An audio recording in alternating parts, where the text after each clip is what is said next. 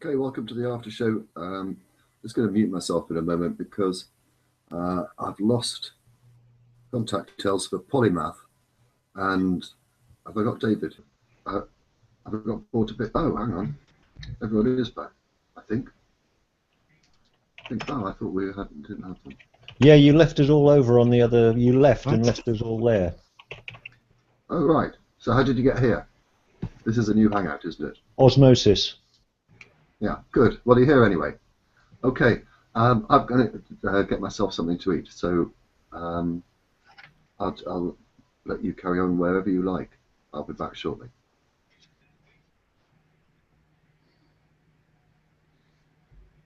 Okay. That's interesting. Yeah, so I don't know. The people at my school like want to make a bubble of their own wherein anyone who doesn't share the liberal dogma gets hounded as a racist. That's what you call it? You silly. Yes. I think there's certainly a problem with people trying to create this no-go areas.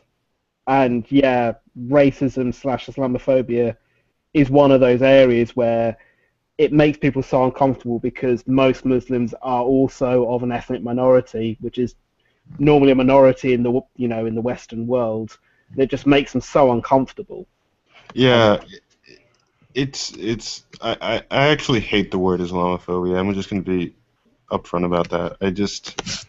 I think it's understand what they're trying to say, but I think a lot of it's largely bullshit because, for example, do you guys know Steve Shives? You should. If you don't, you should. Someone post a link to his channel. And while you're doing that, somebody look for the Christopher Hitchens comment about the word Islamophobia. It's in his speech, in his thing on free speech, I'm pretty sure. But I sent my friend his video, 5 Stupid Things About Muhammad, and he's like, how do you know that's not just stuff he pulled from an Islamophobic website? That was his first reaction. I think it's just people try to use these things as shorthand not to engage with ideas.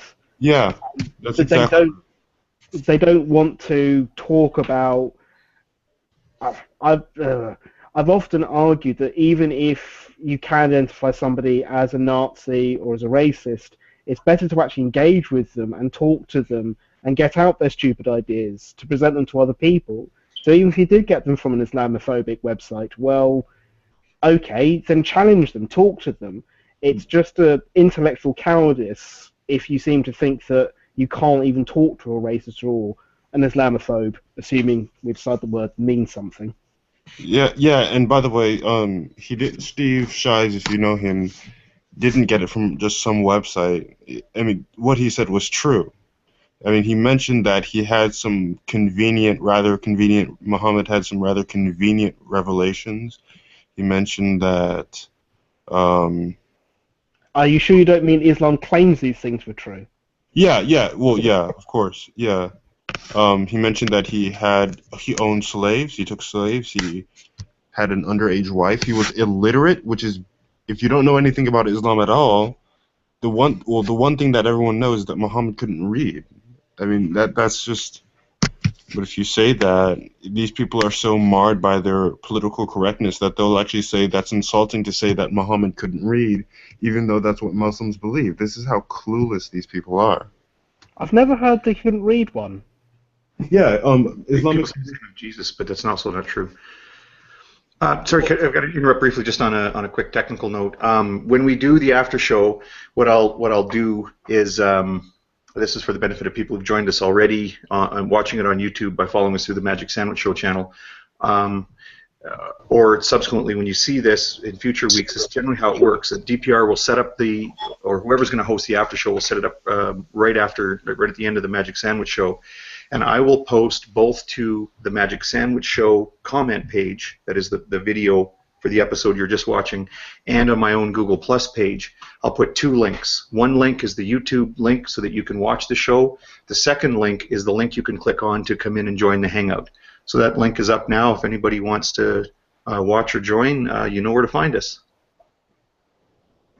Yeah, so Islamic tradition insists that Muhammad couldn't read. So they cited as evidence that the Quran must be inspired, because how can an illiterate person have written come up with all that stuff? Because most people at the time couldn't read or write because they had occupations that didn't require it. So that's the whole idea. You didn't know that, really? No, that's it. And of course, unless you are fluent and were brought up speaking his version of Arabic, you cannot understand the Quran. That's their other cop-out. Well, the Arabic used in the Quran is extremely old. In fact, it's so old it doesn't even have the dot notations that are underneath the letters. So a word can take on multiple meanings because it's kind of imprecise. And that's indicative of a rather new idea within scholarship, a rather controversial idea at least, that the Quran might have not even been originally written in Arabic. It was probably a combination of Syriac and Aramaic, as Christoph Luxemburg points out, because there are some words that if you read in the Quran, they don't make much sense. And one of the things he calls into question are the Huris. And the Huris are the 72 virgins that you get in heaven. And Luxemburg's thesis is that that's actually not 72 virgins that's being talked about in that particular surah or that particular tafsir. It's actually talking about 72 grapes, not virgins, because it doesn't make sense with the idea that that Muslims shall enjoy, company with their wives in heaven. So his whole idea is that maybe that is a mistranslation, and that it actually means 72 raisins or grapes rather than 72 virgins. And he's taken so much heat for this that he's had to go under a new name, and he's had to hide his face, and can only speak in German, or has to have a translator. He speaks German, but he has to have a translator. And I mean, it's a very controversial thesis. So I don't know why 72. It's recorded in the Tafsir of Ibn Kathir that upon arrival to heaven, you will be given 72 huris, 72 virgins, dark-eyed virgins of modest gaze, and 80,000 manservants to each person. So, it's for every person who dies for the cause of Allah or God, and it never appears in the Quran. The Quran doesn't actually specify a number. What's interesting, though, is that in the earlier parts of the Quran where it says that there's going to be a big reward for those who die in the cause of the faith, it says that they're going to give you a giant reward. It says, well, we will reward you, but it doesn't actually say with what the person will be rewarded. It's only until you get to, I think, Surah 33 that it actually says that there will be huri, or virgins, given to you for each person who dies in the cause of who dies in the cause of Islam. So that's what it says. So Well, a lot of the ancient texts, when they give numbers for things, I don't want to sound like a numerology nut, but it is true that in those ancient cultures, numbers, I shouldn't say ancient cultures, because it happens in our own culture. I've told you a million times. We tend to use, when we go to sort of say something is plentiful, we tend to use very large base 10 numbers. Like, this has happened to me 1,000 times, or I've told you a million times. Tends to be in our language. We find it weird if somebody were to say, like, I must have told you 255 times, which happens to be, was it 2 to the 8th power minus 1? Like, we don't really, unless you're in computer science. Yeah, I know, that's why I chose that. Yeah, there was some, if I told you once, I told you 1,024 times.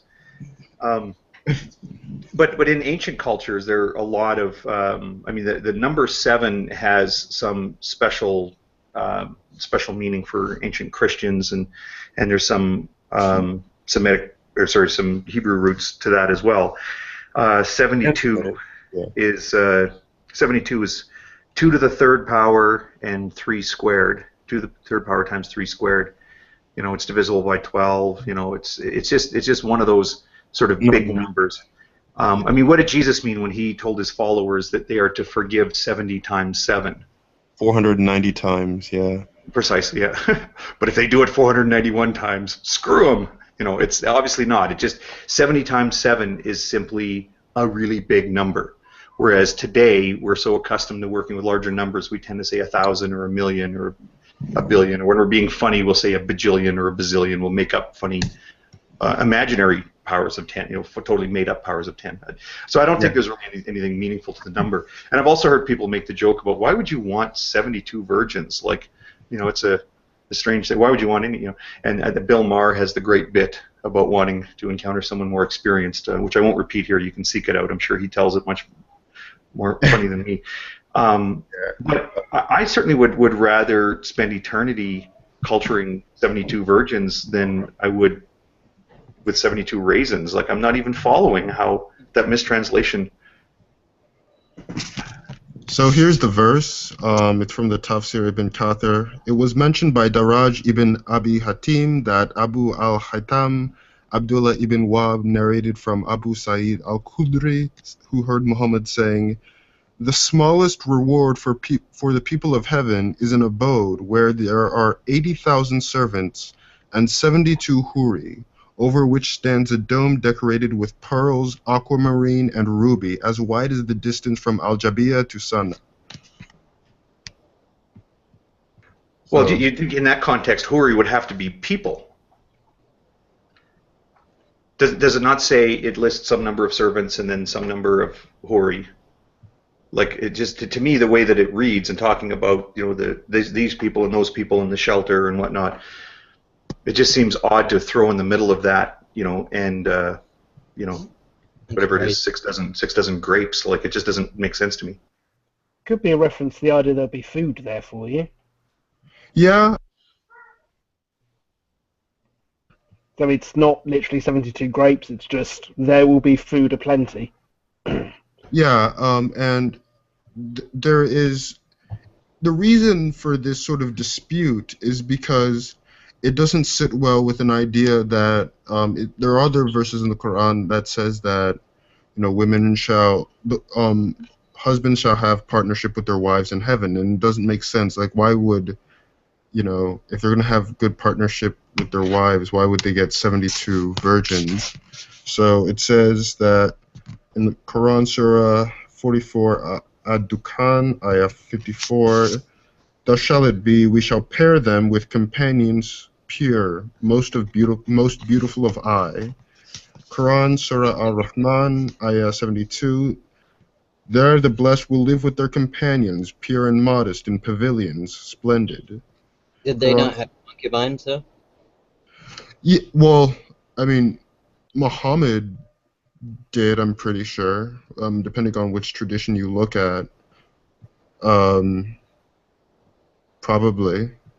Also, this is a society and religion that's quite comfortable with taking slaves and the slaves become property and do all sorts of horrible things to them. So simply because your wife's there doesn't stop you doing these terrible things.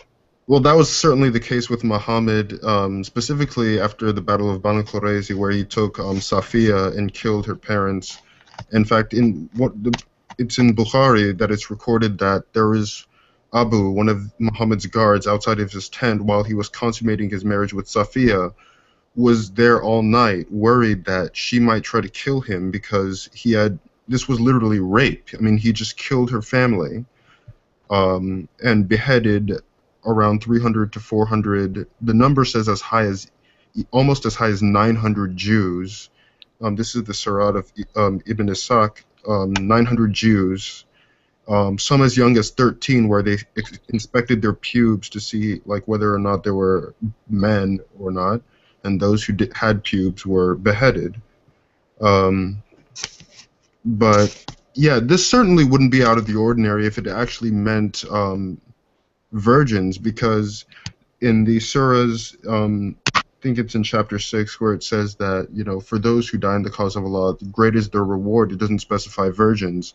So the idea is that Muhammad needed something to convince his followers to keep fighting for the cause of Islam, and he needed what would be the greatest reward to convince these people that their cause during this life against fighting in the name of Islam was just. And so hey, if you die in this fight or in the cause of spreading the faith or fighting against the kuffar, the mushrikin, then you are going to be rewarded with they're going to be virgins waiting for you in paradise. So that's the idea. He wanted something to convince them to keep fighting.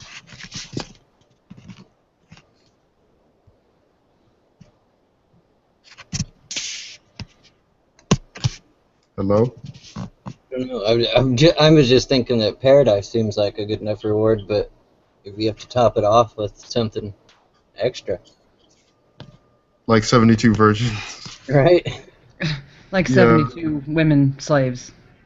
Right. Is that their hell? I mean, what is that about? Well, no, their hell is actually probably worse than the Christian hell, because the Christian hell doesn't go into detail. It's just fire. Here it says like rods of iron. I think she meant hell for the women, not for the men. Right. Well, actually, that's interesting because there's a hadith in Bukhari that says that most of the people in hell are women who are ungrateful to their husbands. Oh, wow. Yeah, because that sounds perfectly divine. they were never satisfied by their husbands, so they were always begging for something, so they went to hell. I think it's pretty common ancient tradition to culture women into believing that their eternal fate would be often the worst fate being that they would not be able to join their husband. If you were not sufficiently gracious to your husband in your earthly time, then he would be in heaven with other partners who would be able to please him. Well, you would go elsewhere. Whether or not they would be subject to the same torture as the non-believers, I don't think that's the case. But again, I'm not really that up to speed on the Quran there. I wonder if I can raise this. There was a comment in the Q&A thing that had come up on the Magic Sandwich Show. We didn't get to. I thought it was kind of funny, and unfortunately the Q&A thing has disappeared, so I have to go by memory here. But a viewer put up, that was a pretty funny observation.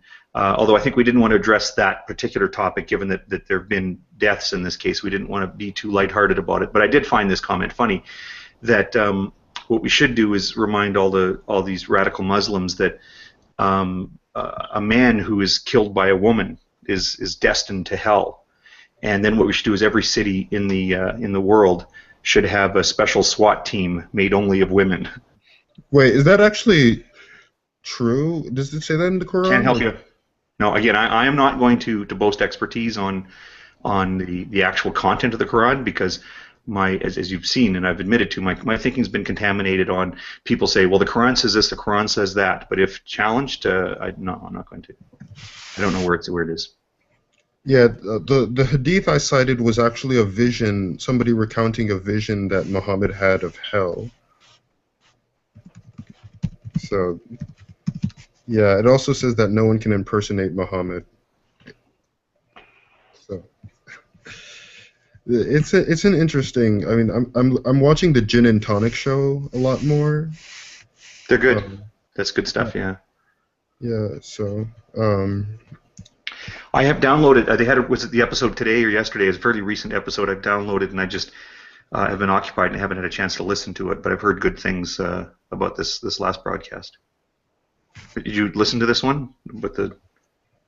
I listened to this one, the one that was at 4 a.m. where I am this morning, for an hour, and it was okay. I mean, it was pretty good. I like Stop Spamming. He's funny. Yeah. He's cool. He's good. Yeah, he's really good. And then we've had him on the show at least once here, and yeah, I've always liked it. I mean, just even his comments on YouTube have just always been just gold. Yeah, he doesn't strike me as Islamophobic, but Klingshore is a little too nice or too soft on Islam. That's why I mean, So, for example, Stop Spamming doesn't like Reza Aslan at all because he's just. I don't like Reza Aslan either because he just muddies the water with this whole thing, and I don't even know what the hell he's saying.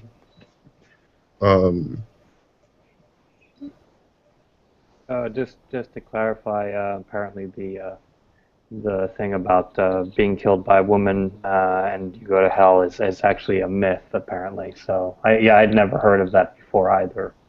I know some people believe it, but I doubt that it's actually like something that most jihadis believe. Well, in response to Eve Real's comment, they actually did have a matriarchal society before Muhammad. It's called I forgot what it's called. Saudi Arabia. It's a period known as the Jahilala. Well, that's what I was wondering, if that might have influenced the position they had with women to begin with, like if they didn't want women to rise to that power again. What is it's a name of it's the period of illiteracy that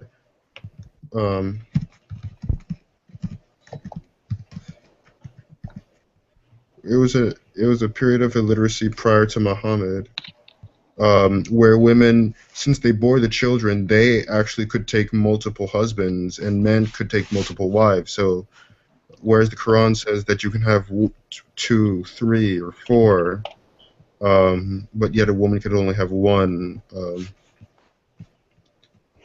But then they ended that. So it was actually more matriarchal than it was before, prior to the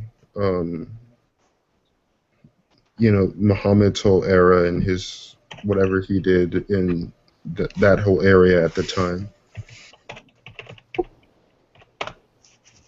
Yeah, I think it would have to be a long while, at least a few generations before Muhammad, because I don't think women had that kind of place in society when Muhammad came around. I mean, they had, in some ways, they had equal or almost equal status, but in other ways, I think they were quite oppressed as well. It wasn't like, in fact, that's one of the things that they point to, Muhammad having quote unquote liberated women compared to what they were before.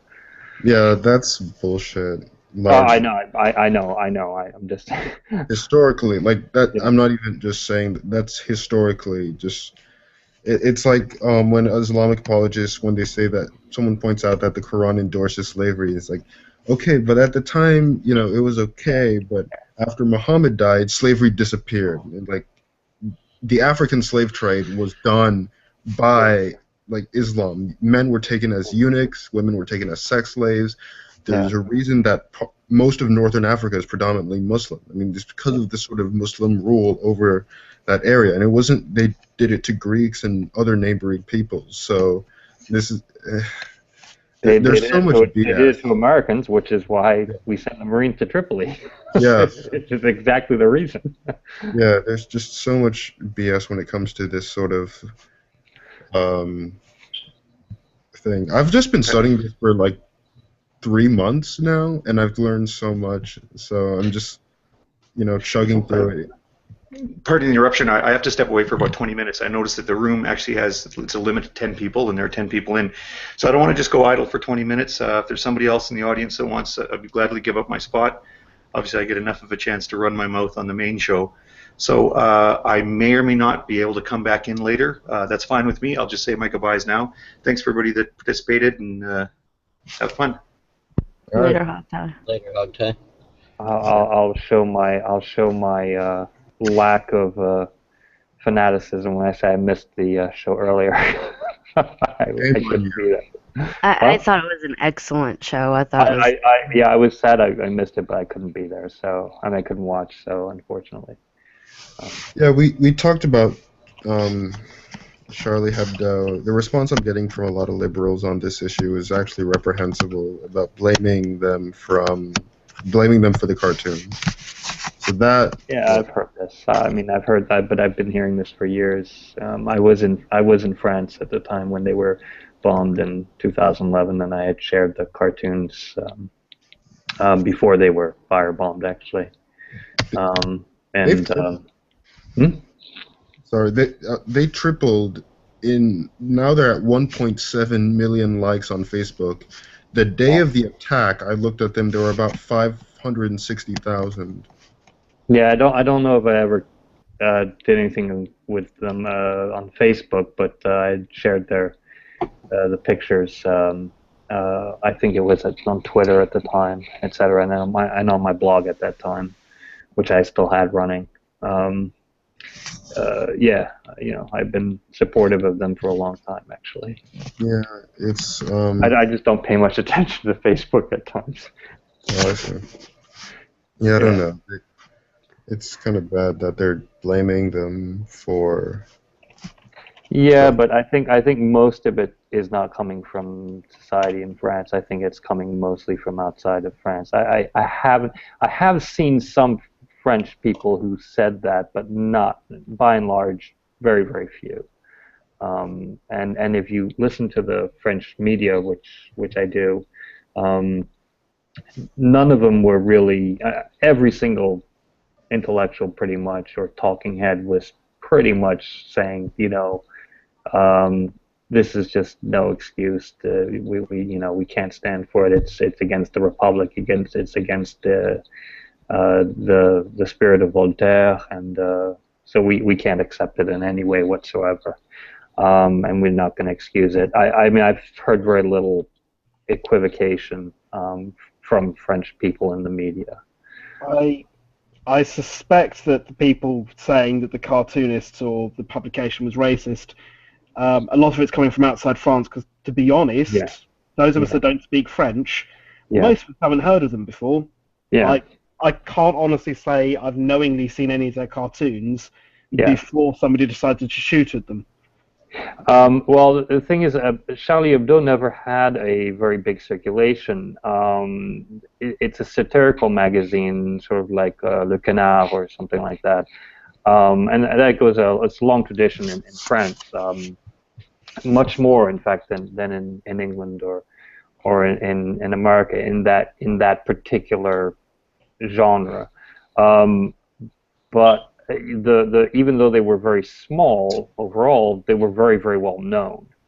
You don't have to have a huge circulation to be, well known or talked about every now and then, and have had an impact on society. So they were very well known. Everybody knew what Charlie Hebdo was, and everybody had seen, a magazine of theirs at some point or another, etc. So they were, while not huge, they were prevalent in the culture and society in various ways. And the dessinateurs, the cartoonists, were very well known in their own right, from a previous publication called Harakiri, which was the predecessor to Charlie Hebdo, and that was actually very influential with the 1968 revolution, etc., and the liberal movement in France ever since. So they were very well known, and a lot of their terms that they had created had even made it into mainstream culture, etc. So it's a bit of a mixed bag. They were never hugely successful as Charlie Hebdo, but they definitely were influential in some way. Yeah.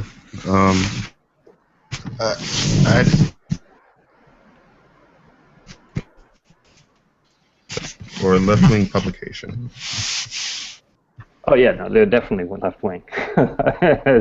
They were pretty much atheist, communists, by and large, but classic liberals too. I'm just reading this article about how children were used. It's been typing while I was talking. Oh hey, Epi. Hey, Nate. Hey, Nathaniel. How's it going? I'm all right. How are you? Yeah, I can't complain. Got a haircut. Yeah, I see. I did too, actually. So. Oh wow. Yeah. Hey, Epi. Hey, how's it going, Polly? It's good. Andrew's gonna destroy Rots. Oh, doesn't he always? In any case, are we talking about the incident that happened with France? Yeah. Who isn't? That's true. Struck me Sad. pretty hard. It's very sad. Yeah, it's terrible. Over cartoons. Yeah, but okay. To be honest, who didn't see it coming? I mean, I saw this coming in 2011, so. I mean, I didn't see it. Well, I didn't know about Charlie Hebdo before, but even then, I wouldn't expect 12 people dead. No, I wasn't expecting. Yeah, I wasn't expecting the massacre that occurred, but I was expecting a real bomb or a real shooting incident or something or that on that in that vein, so to speak. I was not expecting 12 people dead inside the rédaction, the office. I was expecting a suicide bombing myself. I mean, that's usually the Yeah. modus operandi of Islamic Yeah. extremists, is it not? Yeah, no, not always though. Lately, yeah, but not always. And they seem to have changed their tactics. If truly it was ordered by Al Qaeda in Yemen, then they appear to have modified their tactics somewhat. So yeah, I just was surprised at how many they got, but I was not surprised that some sort of incident was going to occur. I was pretty impressed that one of them turned themselves in. Yeah, apparently I haven't heard much about it. Apparently it was a mistake and he wasn't involved. So I don't know much about it, and I haven't heard the press commenting on it much. So I really don't know anything about it, quite frankly. We'll have to just wait and see. Yeah, that's true. Well, France has always had a very murky relationship with its Islamic community. Yeah, on and off. Yeah. I mean, in North America, it's usually we have a different application. I remember years ago, I was actually reading this interesting journal article that was representing how people in North America tend to treat their Muslim populace as opposed to those in Europe. And they actually brought up an interesting point. In places like France, they have this French Revolution-inspired republicanism, which was all about an integration of all people into one solidarity system, whereas in the United States and Canada, it's more multicultural. As long as you can do whatever cultural thing you want, as long as you're obeying the rule set. Which I. Well, the difference really is less over that than actually how the French define secular. They don't define it in the same way that we do. I say this as a French person who's also an American, so I'm split, right? You hear the dichotomy in that sentence right there. Huh? But they don't actually define it. When an American says secular society, they mean something inherently different. They mean basically religion is allowed in a public space on a personal level.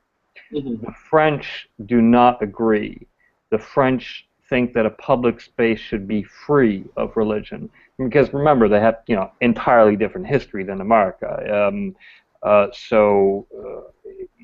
After literally years, decades and decades of wars of religion, their concept of religion in a public space is basically unacceptable. You can wear a cross and all that, but in a school you're not allowed to. You're not allowed to wear a kippah in a school. You're not allowed to wear a veil, etc. Even a headscarf, because these are public places, and they don't accept that a personal expression of religion is allowable in a public space. You have to understand. Well, I mean, I think most Americans who think that's horrific don't understand why the French see it that way, is because Americans have never had that bloodletting over religion for decades, even centuries at a time. I actually think Christopher Hitchens has this right in a way. And of course it can really be emphasized in terms of the style of revolution that came about. In French, they were completely revolting against and bringing about a new system of government, whereas in the United States, the nature of the American Revolution was they kept the same institutions, but it was just under new managements. Right. Yeah, it was in a sense, America was much less of an overturn than the French Revolution. That's absolutely true. I agree, and it shows. It shows in the way that the French deal with their secular society as a secular society in ways that pretty much are shocking to Americans. Like when they banned the veil, etc., niqab. I was there for that, and I understood why the French did that, and I tacitly sort of supported it, even though I'm mostly American in my views. I still understood exactly why they were doing it. It was an expression of secularism more than anything else. People kept saying it's racism, it's anti-Islamism, etc., but it wasn't. It was an expression of secularism as the French see it. We had the same problem in Quebec too, because in this province of Quebec, it's fairly different from the other provinces in Canada. In Quebec, they tried to pass the same law where no one could wear any religious identifiers in public workplaces. No crosses, no niqabs, and of course, religious communities, even though we love arguing with one another, we were like, okay, we may hate each other, but let's come together and disagree with these assholes even more. Yeah. Well, remember, it's because they're coming from a French secular tradition. Exactly. Yeah, and I understand. I mean, when I was living right on the border with Quebec, I learned that pretty quickly. Their view of society is very, very French, obviously. I think sometimes even more French than the French, just because of that nationalism that plagues, Quebecois society. But yeah, I understand where they're coming from. I do have to say that. And also, I think another thing that could show tensions is because usually who the Americans and Canadians get as our immigrants tends to be from people who are studying at a university level, well-educated, whereas in Europe, most of the immigrants come from more underprivileged backgrounds as well. And of course, they immigrate in a larger mass, and they tend to stick into small, tight-knit communities where they constantly reaffirm one another's more extremistic views. Whereas in the United States, it doesn't happen as often, and everybody is a little more laissez-faire about the situation, for another French term.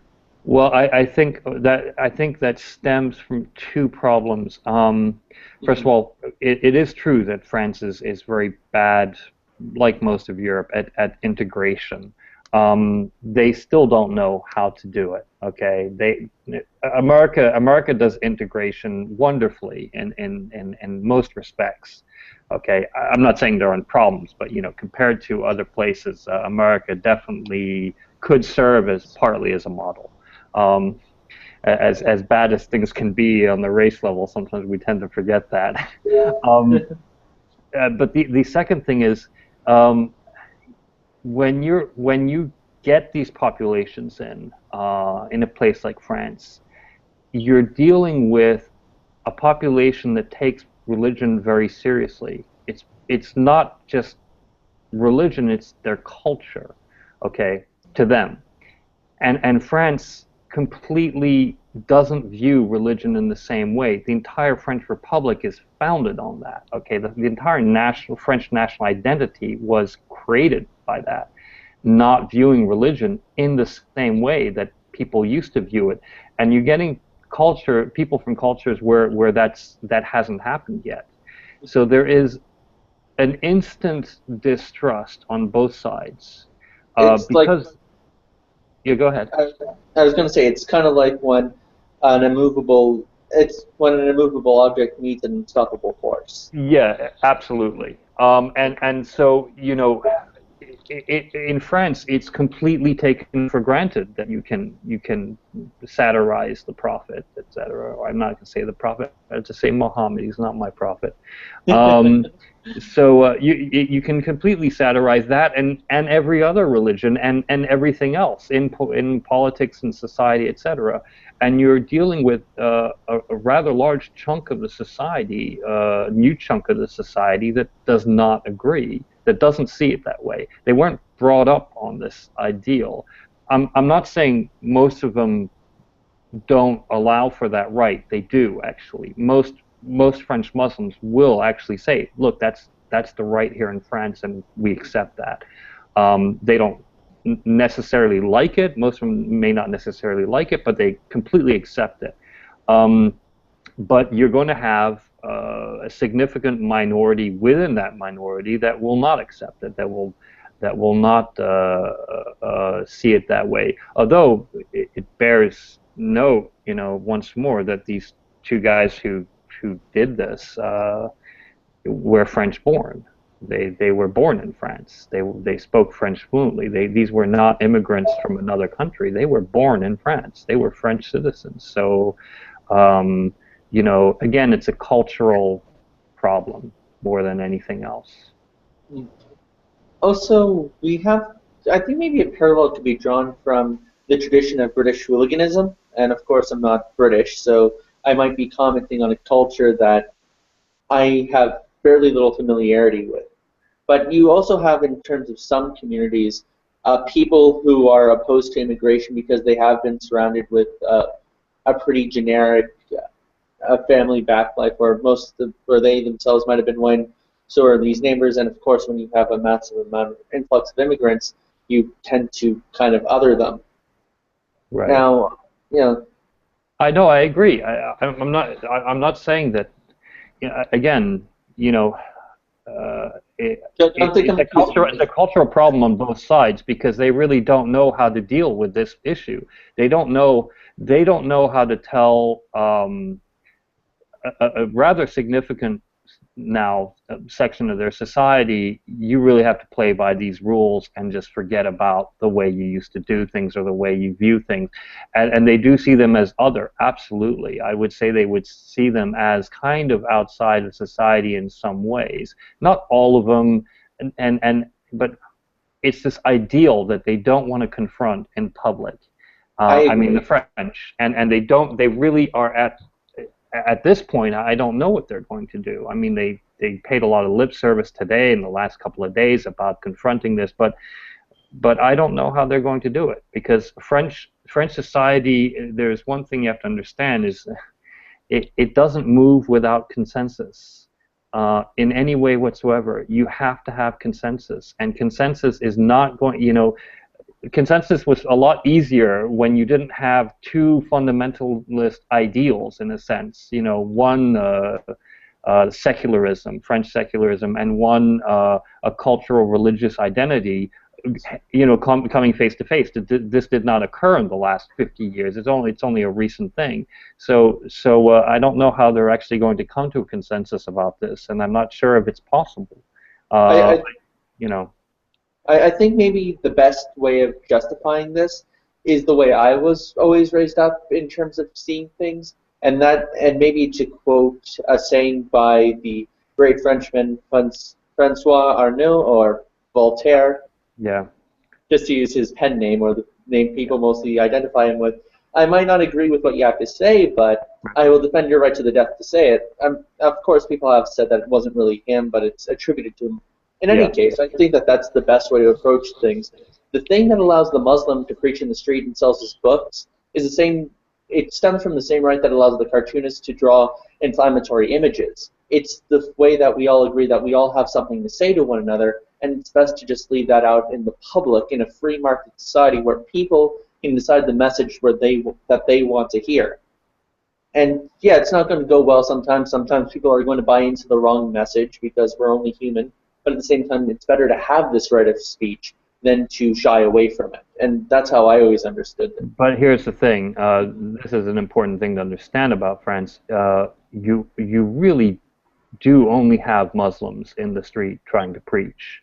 You don't have Christians, well, Jews don't try to preach in the street anyway, but you don't have other religions in the street trying to preach, because it's frowned on, it's seen as unacceptable. However, they don't know how to tell Muslims that this is unacceptable for everyone else. It should be unacceptable for you. I think they just don't want that confrontation. So it's really I think France is at a dilemma in how to basically talk about this in a polite way. I don't know if it's possible. It may very well be. I mean, smarter people than me are working on it, so I'm not that pessimistic. But to me, right now, I see a real fundamentalist confrontation between the laïcité, the secular society, and the Islamists, because I don't know.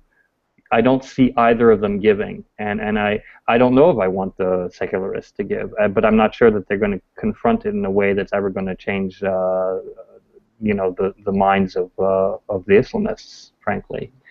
But isn't Europe on a whole, though? Actually, I shouldn't say on a whole, but aren't some parts of Europe at least far more squeamish about what people have a right to say? So, for example, one example I could usually draw is Holocaust denial. In the United States, the free speech laws are far more wide open for this stuff, but in certain places in Europe, to even speak about Holocaust denial gets you a rap in prison. Mm-hmm. And I agree. First of all, I fundamentally, let's say I disagree with that idea on principle, because I'm more American than I'm French. However, the difference is when you're talking about Holocaust denial, what the French will say is that you're talking about historical fact. Whereas if you're disagreeing with an ideology or a religion, you're not talking about historical facts. You're talking about things which can be debated. What they draw a very, very big distinction between historical facts, between the denial of historical facts, and between members of the public and historical personages and ideologies. So to them, that's an entirely different concept. When Muslims bring it up, French people think that's a ridiculous point to bring up, because it'll get you nowhere in the French dialogue. They just don't see it as an equal. I agree, and I think it does go back and stems back from France's history. I mean, the histories of France and America are just fairly diverse, and of course the differentiation between how they view secular and how Americans view it, and or North Americans view it, and how they might view freedom of speech and we do, is kind of insurmountable. Mm-hmm. Yeah, no, I agree. And yeah, we have Americans or North Americans have a very, very different view than Europeans do, and specifically the French. I mean, the French. People forget that the French Revolution didn't actually succeed at first. This is the Fifth Republic. It's not the first. They had several really, really bad starts. L'Âge de la Terreur was one of the most bloody episodes in French history ever. As bad as the 30 Years' War was, L'Âge de la Terreur was like compressed in just a few years. That it was horrific, in fact, to see, to have witnessed.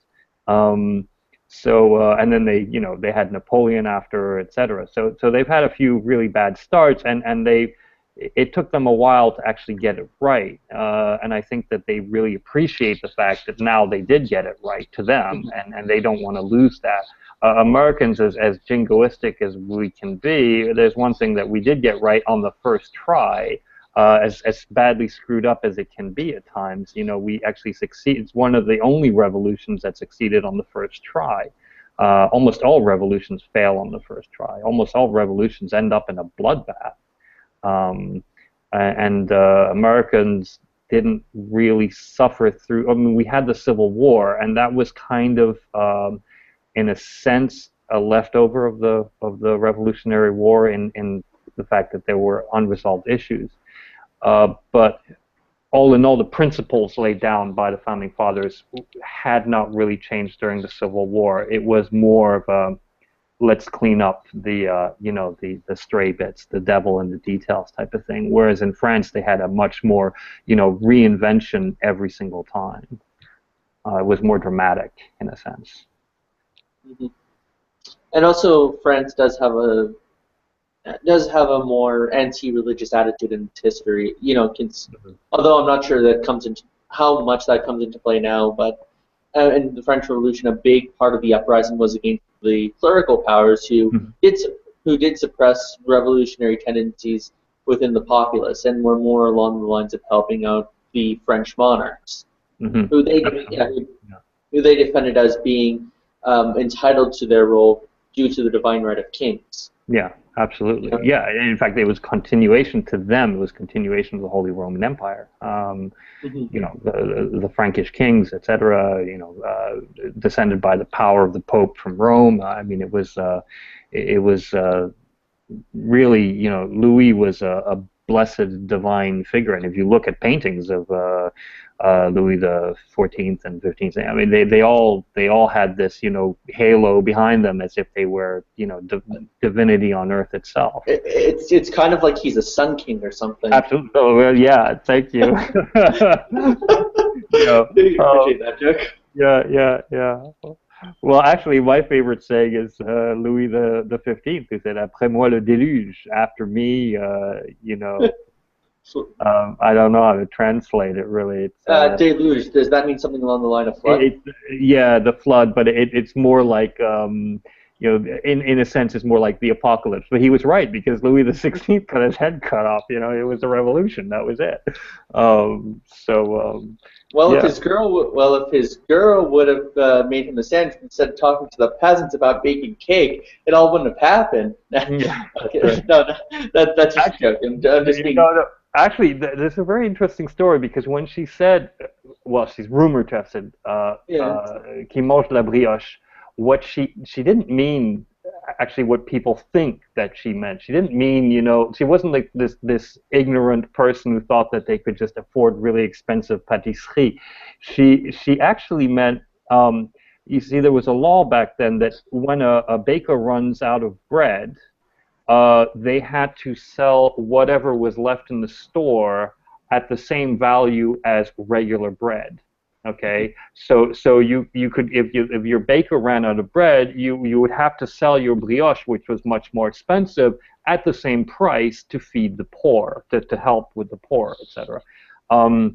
That's what she meant by you know, qui mange la brioche, let them eat cake. People don't understand it because they don't understand the law of it back then, etc. I mean, it's completely misunderstood now, but in a sense, it's a good reflection of the grandiosity of the monarchy and why, you know, the people did uprise in the end. It's pretty clear. It's pretty amazing how French history comes into play in terms of modern analysis of religious tensions between the Muslim and French communities, especially considering in France's past was mostly to do with the Christians as opposed to the Muslims. Absolutely, yeah. Well, not that they weren't finding Saracens for quite a while, but you know, yeah, that was, and they did play a prominent figure as the enemy for a very, very long time. You know, curved swords were like that of the enemy. You know, that of the devil to them. But yeah. Look, I don't know if you've ever been to Versailles. I actually used to live very near it. We used to be able to see it from our balcony. If you've ever been to Versailles and you look around, it's no wonder that the people overthrew the monarchy. If you go to these palaces, and not just Versailles, but there's a lot of other palaces in France, and you just look at them and you think of the state of the peasant and what these people were living like. It beggars belief, frankly. You know, of course they were going to get overthrown at some point. There was just no other solution to it, frankly. You know. So in that way, I guess I'm a communist, I suppose. Tu es un communiste. Yeah, I'm not really, but I have sympathies when I look. I love going to Versailles. I love going to places like that. Mm-hmm. But I can't. A little part inside of me, every single time I go, literally cannot help but think, my God, could you imagine being like one of the gardeners, one of the hundreds of gardeners tending to this place, literally getting like, you know, a little bit of bread and some beans and maybe a piece of cheese or something for your daily allotment, and seeing how these people lived. Yeah, I would have killed a lot of them too. You know, damn them to hell. You know, them and all the clergy and all the rest. Screw it. You know. Fortunately, they didn't destroy the palaces and the art collections, which would have happened in most revolutions. They kept all of that intact, and were able to appreciate that today, and actually, you know, property of the République. And in fact, these places are actually open. France does a lot of community stuff with them. They throw a lot of parties for the elderly, etc., in the community. They're invited to Versailles for evenings, for dinners, and the like. And they really treasure these places now as part of the Republic, but you know, it's not privately owned. So it's kind of cool in that sense. Oh, that is pretty cool. Although Yeah. I have to wonder, maybe France would have been more like England if they had kept their monarchs. Yeah, they tried. You know, if you know the story in detail, they did try. I mean, they didn't cut off his head right away. They had a debate, and they didn't know whether or not they should. It was actually a big point of contention. A lot of people said no, you know, imprison him, but let him live. And a lot of them said, you know, well, maybe we can make him change the system and make demands on him, etc. And he'll obviously not be in a position to refuse. It was not actually a foregone conclusion that he was going to lose his head. You know, so yeah, it could have gone either way. Could have gone on one of three ways, actually. Anyway, maybe enough about French history. I don't know. Well, it's not our podcast. DPR, what do you say? Yeah, I don't think he's listening. There he is. So you're talking about issues that I really know very little about. I know very little about French history, and I know very little about Islam. So that's why I've been quite quiet today. All right. Well, I missed the first show, so maybe you want to. Well, no. Why don't you say something else? Maybe it's enough about France. I don't think everybody wants to hear about France. France the topic of I'm happy to talk about pretty much anything normally, but I am feeling somewhat tired, and I think I'm coming down with something. So I'm quite happy to sit here and let you chat on it, or call it a day. I'll let you decide. Okay. I But feel like whatever you decide, I will be going to bed fairly soon. Okay. Well, you choose, Epi. It's pretty late here too. It's 1:20. I'm up for a little while longer, but it's your call, man. I could go on for discussion. This history is one of my most deepest of interests. Yeah, I actually studied French history in part in school. Yeah, when I was studying history in university, I studied a lot of French history actually.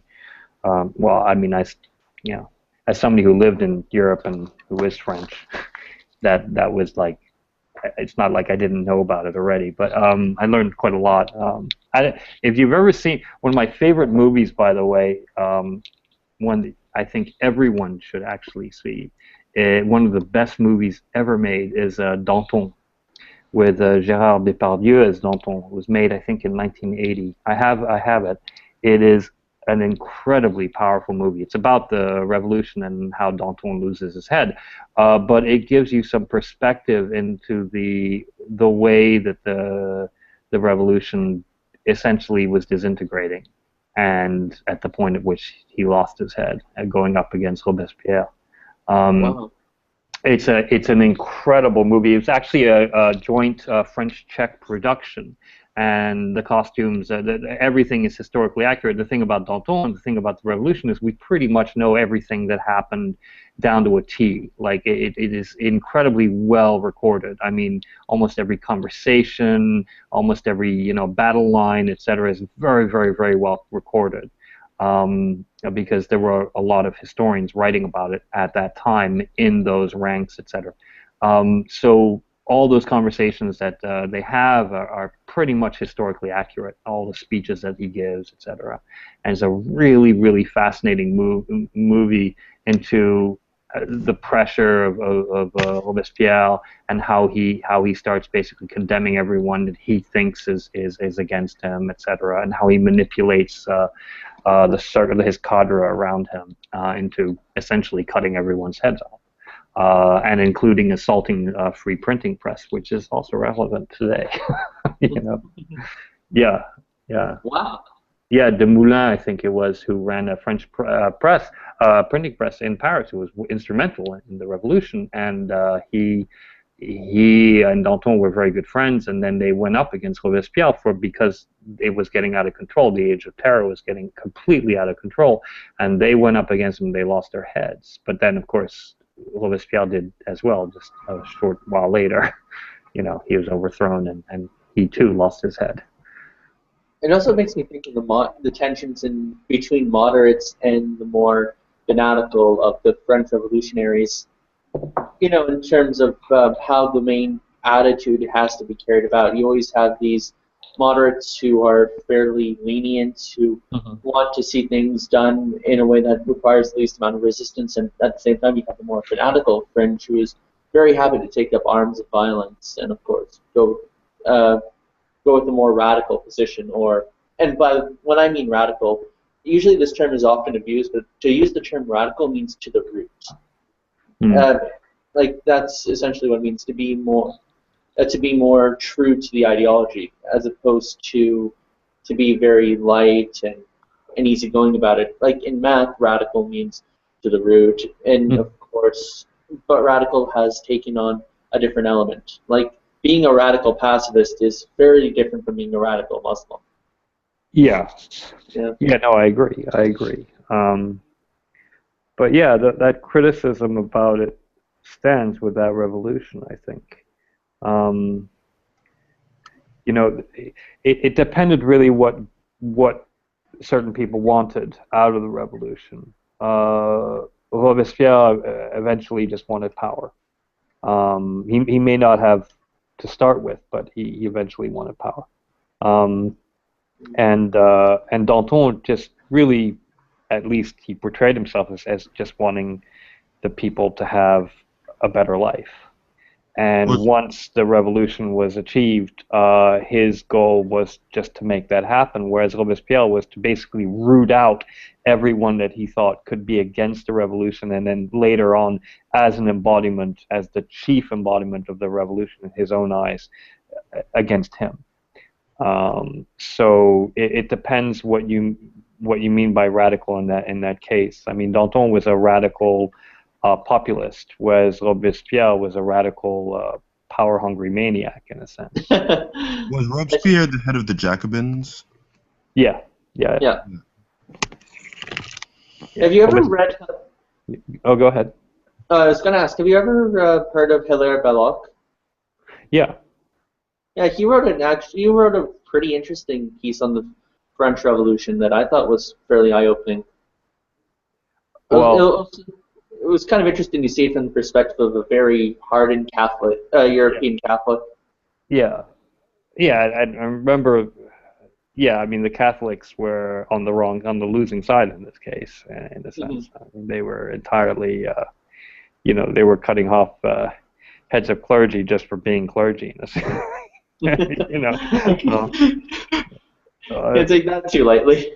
I mean, it was true. It's absolutely true. What they did in the end was horrific. It didn't start that way. After they took the palace, after they took the king, tried to flee, etc., and then they caught him.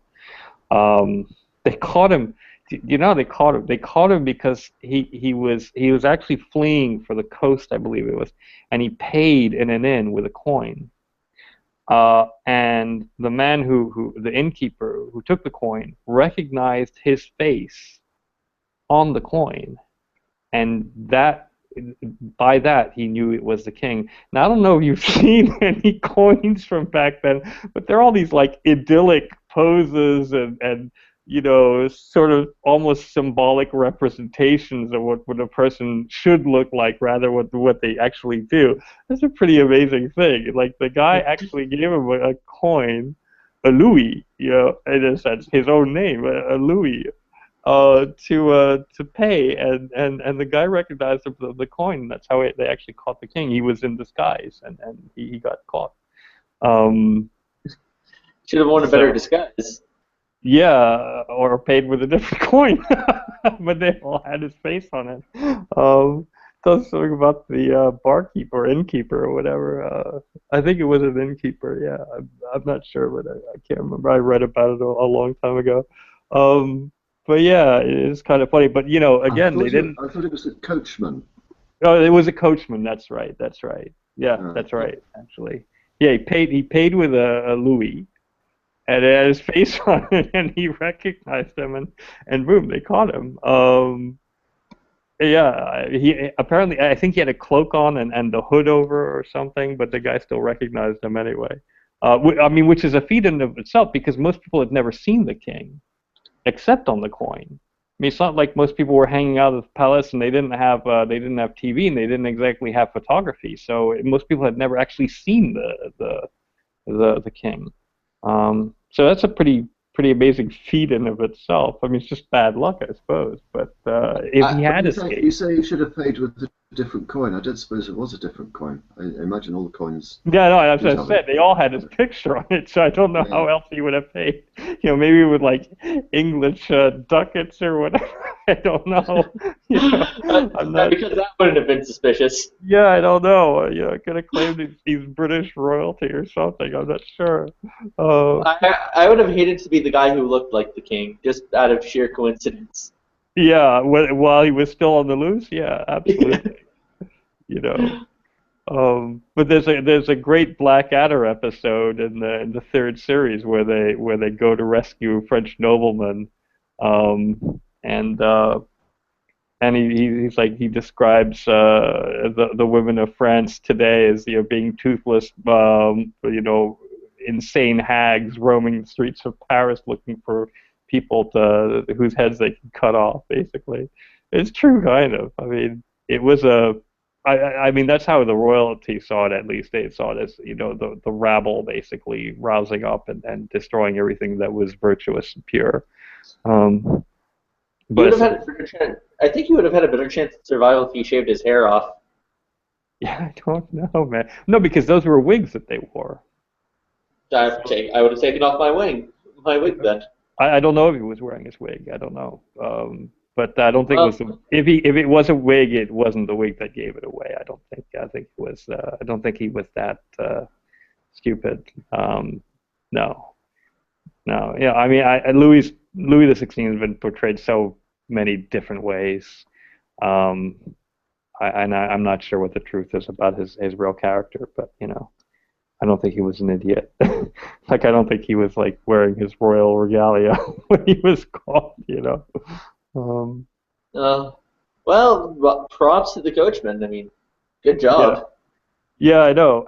But again, they caught him and they didn't. It's not like they cut off his head right away. They had a debate. They had a very intense debate. They weren't sure what to do. They hadn't decided yet. Well, you mentioned a comparison with England a few moments ago. Yeah. And that's what happened with Charles I. In fact, he was put on trial. Yeah. Was it under Cromwell? Yeah, Cromwell. Cromwell took his head. Yeah. Yeah, Cromwell took his head. In fact, there's a Blackadder, the Christmas special Blackadder with the story of Cromwell actually and the king. Yeah, they had a debate about Charles. I know that they didn't want to kill him at first, I believe. They just wanted concession. They were totally opposed to it. They wanted him to undo what he had done, which I think was getting too closely into bed with France, wasn't it? That and taking away power from Parliament, I believe it was also. Yeah. He took away. But they effectively pleaded with him to change his ways, and he wasn't having any of it. Yeah, his attitude was, I'm the king, and I should be able to do. I'm blessed by God. I should be able to do what I want. Charles II was a little more humble about that. He was like, okay, fine, I'll abduct power to the Parliament. Yeah. Yeah, well, the consequence of seeing the first head on a pike, you know. Daddy, no! Yeah, but again, it was really about power with the Parliament in that case, and Parliament, you know, it was mostly the nobles. So it was basically Magna Carta too, but he wasn't smart enough to give away power the same way that you know, not Richard, but I forget right now. I'm drinking. But you know, John, when he signed away, you know, some power to the nobles, he did essentially do what Charles should have done to keep his own head, and John kept his head, but then he later went around and killed everyone that you know, forced him to sign that document. Of course, that's the little known story. And John was not an idiot. He realized that he could strategically give away that power and then just ruthlessly murder all those people that had opposed him on that field, and then take power, you know, for the king again, but sort of in a more discreet way, I suppose. You know, but yeah, had Charles just said, "Okay, I'll acquiesce," I don't think he would have lost his head, frankly. I think Cromwell would have lost his head in a figurative way. Charles II? Huh? Charles II or Charles I? The first. Yeah. How did he lose his head? Did he? Well, Yeah, Charles, under trial by Cromwell. Yeah, he was beheaded. Yeah. Yeah, although it's kind of interesting how, on one hand, on the British Isle, you had a more religious revolution, whereas in the French side, you had a more secular, and by secular, I mean secular in the French sense of secular. Yeah. A more secular revolution, and they ended up with the same result: two kings with their heads off their head, two kings with their heads off their bodies. Yeah. Well, yeah, Cromwell was Puritan in a sense. You know, I mean, well, not in a sense, he was a Puritan. Well, yeah. No, but I don't know if they were exactly the same or a different strain. I can't remember. But he did everything to make Christianity as unappealing as possible in the end. You know, I mean, he banned Christmas. The first war on Christmas. Yeah, that was from a Christian, no less. He banned Christmas, apparently. Yeah, all of his decrees were exceedingly unpopular, to say the least. So, yeah, I don't know.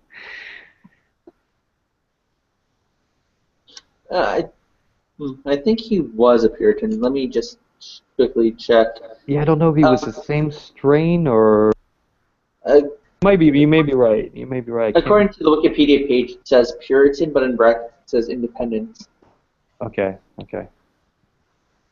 Yeah, I don't remember if it was the same strain as the ones that were in America, or if it was a different kind of strain. I'm not sure. The interesting thing is the Puritans who were in America, as much as American history tries to revise it as, oh, these Puritans were trying to escape for religious freedom. No, really, the Puritans who were sent to America were actually on contract from the British Crown. Yeah, I know. I mean,